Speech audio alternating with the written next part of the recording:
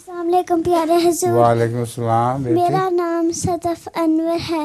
मेरी अम्मी का नाम सुल्ताना अनवर है। मैं वांजूर जमात से हूँ। हुजूर मेरा सवाल ये है कि जब हम बोलते हैं तो आवाज़ कहाँ से आती है? जब हम बोलते हैं तो आवाज़ कहाँ से उठती है आती है? गले के अंदर एक साउंड बॉक्स होता है और ये अल्लाह मियाँ की कुदरत है, किस शान के साथ उसने इंसान को बनाया है। यहाँ गले के अंदर एक सी जगह है, उसको कहते हैं साउंड बॉक्स, और साउंड बॉक्स के अंदर से आवाज़ बनती है सारी। जिनका साउंड बॉक्स ख़राब हो जाए उनकी आवाज़ निकलनी बंद हो जाती है। मैं जब ऑपरेशन हुआ था तो मेरा साउंड बॉक्स भी वक्ती तौर पर बंद हो गया था।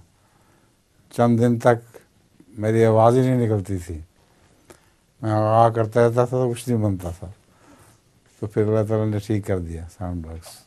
जज़ाकल्लाह।